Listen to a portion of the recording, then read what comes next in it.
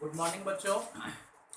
आज आपको हम बताएंगे क्लास 8 का जो आपका चैप्टर चल रहा था डैफोडिल्स बुक से द नेव फ्रेंड्स, नादान दोस्त, जिसको हमने शुरू किया था। उसमें आपको ये बताया गया था कि चिड़िया जो है वो एक कॉर्निस पे कुछ अंडे देती है और उन अंडों को लेकर के दो बच्चे हैं श्यामा और केशव नाम के, उनके मन में उत्सुकता होता है कि ये इन अंडों से चूजे कब निकलेंगे, अंडों का रंग कैसा होगा।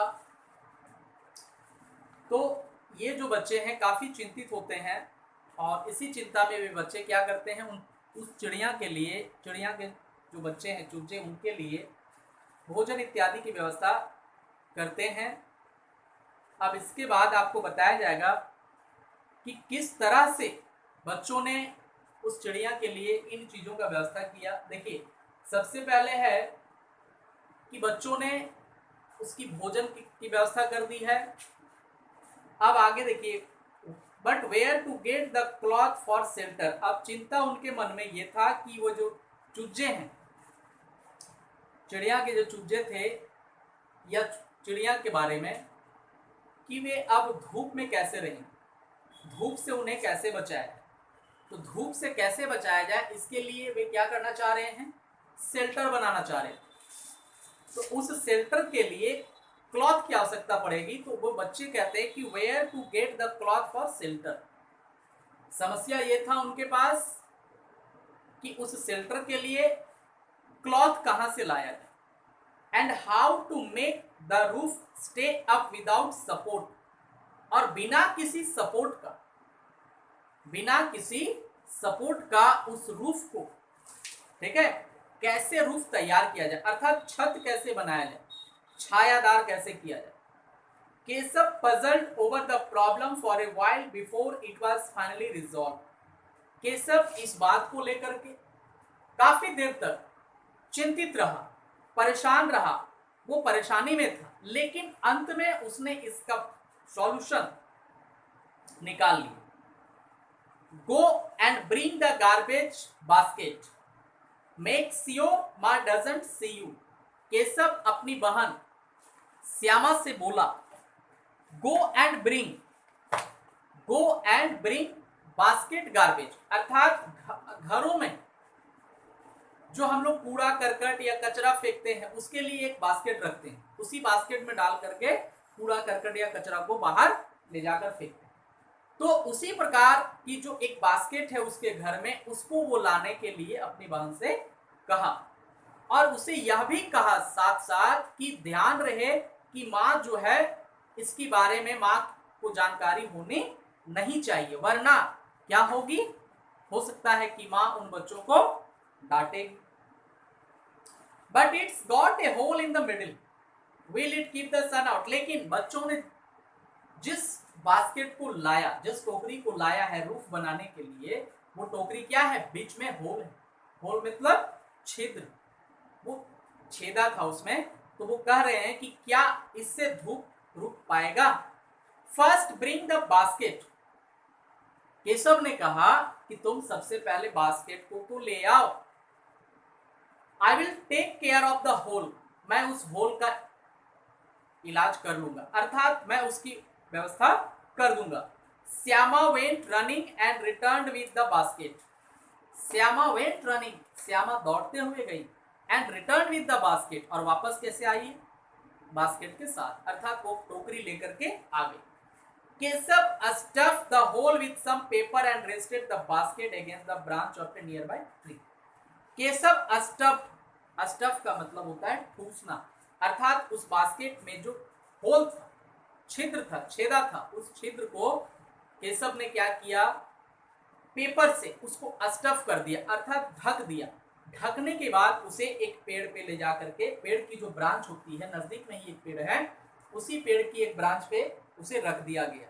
सी how the shadow of the basket falls on the nest, the sun can't get through now.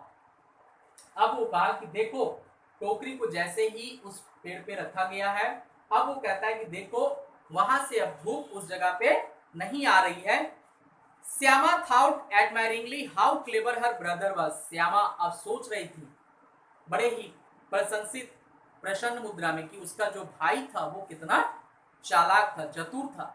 It was the month of summer, और ये जो मंथ था किस चीज का मंथ था? समर। समर मीन्स गर्मी, अर्थात गर्मी का मौसम था। बाबूजी हैड गॉन टू वर्क, अर्थात उसके जो पापा हैं, पिताजी, वो काम पे गए थे। Having put both children to sleep, माँ had lay down to rest. माँ भी इन बच्चों को सोने के लिए कह करके वो खुद सोने के लिए चली गई थी। Eyes shut, they held their breath and waited for the right moment. बच्चों ने क्या किया? उसके मतलब पिता बाहर गए हुए हैं, माँ जो है सो रही है, और बच्चे अपनी आंखें बंद कर ली। यह दिखाने के लिए हम लोग भी सो गए और वे लोग राइट मोमेंट का इंतजार कर रहे थे। राइट मोमेंट का मतलब यह है कि उसकी माँ सो जाए और सोने के बाद ये बच्चे क्या करेंगे? घर से बाहर आ जाएंगे। As soon as they were sure माँ was asleep, और जैसे ही जितना जल्दी इनको पता लग गया, जैसे इनको पता लगा कि इनकी माँ सो चुकी है, ये बच्चे क्या हुए? They got up quietly, unlatched the door, अर्थात दरवाजे को अनलैच किए, जो कुंडी लगा था उसको खोलने के बाद crept out, और वहां से निकल गए। Soon they were making preparation of safeguard the eggs, और जल्द ही इन लोगों ने क्या करना शुरू कर दिया? वो जो सेफ गार्ड बनाना चाह रहे थे ये लोग उस चिड़िया के अंडे के लिए, उसकी तैयारी में ये लोग जुट गए।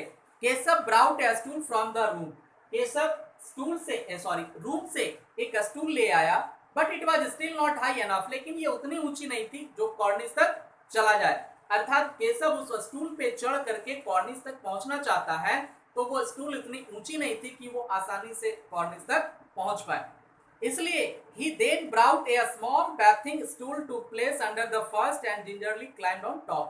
इसलिए वो क्या किया? एक छोटा सा स्टूल लाया, बाथिंग स्टूल लाया, और उसके ऊपर, अर्थात स्टूल के ऊपर एक छोटा सा स्टूल रखा गया, बाथिंग स्टूल, और उसके ऊपर वो चढ़ करके क्या किया? कॉर्निस पे पहुंचेगा। Shyama held the stool with both hands, Shyama जो थी उसकी बहन, वो स्टूल को दोनों हाथों से कस के पकड़े हुई थी। Its uneven legs made it rather wobbly, इसके जो पांव थे, मतलब स्टूल के जो पैर थे, लेग्स, वो घूमे हुए थे। And it tipped slightly whichever way the pressure increased, और जब उसके ऊपर प्रेशर पड़ता है तो वो टूटने का डर रहता था, इसलिए only Keshav knew what fear, तो केशव इस बात को जान रहा था कि भय क्या होता है, क्योंकि एक अगर स्टूल गिर जाएगा तो नीचे वाला भी स्टूल से वो क्या हो सकता है? गिर सकता है। इसलिए what dread assailed him at the moment, he would grab the cornice to steady himself, अर्थात उसने कॉर्निस को कस के पकड़ा हुआ है, and scolded Shyama under his breath, और अपनी बहन श्यामा को वो डांटा, hold fast और I will come down and beat you nicely, उसने कहा कि तुम वो जो स्टूल है उसे कस के पकड़े रहो, ध्यान से पकड़े रहो, वरना मैं नीचे आऊंगा और तुम्हें पीटूंगा। But poor Shyama's attention was taken up by the cornice, लेकिन जो श्यामा है उसका ध्यान कहाँ था? उसका भी ध्यान कॉर्निस के ऊपर था, वो केवल पकड़ी हुई है यहाँ, बाकी का ध्यान उसका कॉर्निस के ऊपर ही था। Time and again her mind veered in that direction, अर्थात तुरंत समय समय के साथ उसका जो ध्यान है वो कॉर्निस पे चला जाता है, ताकि उसके मन में भी ये ख्याल आ रहा है कि वो अंडे कैसे हैं, अंडों का रंग कैसा है, वो साइज में कितने बड़े हैं। And her grip on the stool slackened, और उसका जो ग्रिप था, ग्रिप मतलब पकड़, स्टूल पे उसकी जो पकड़ बनी हुई थी वो क्या हो जाती है? छूट जाती है, कमजोर हो जाती है। तत्पश्चात क्या होता है? The moment Keshav hands reach the कॉर्निस, उसी समय केशव के हैंड कॉर्निस पर पहुंचते हैं। The birds flu away, Keshav saw some twigs scattered on the cornice and 3 eggs lying on them। इसके बाद केशव ने देखा कि उसके हाथ जब कॉर्निस पे पहुंच गए, उसके घोंसले में, चिड़िया के घोंसले में, तो वहां पे 3 अंडे रखे हुए थे, पड़े हुए थे, जो चिड़िया ने दी थी, और वो चिड़िया क्या थी? उस घोंसले में इस वक्त नहीं है। अब ये लोग क्या करेंगे, इसके बारे में आपको हम अपनी अगली वीडियो में बताएंगे। आज का हमारा ये वीडियो यहीं समाप्त होता है। Thank you.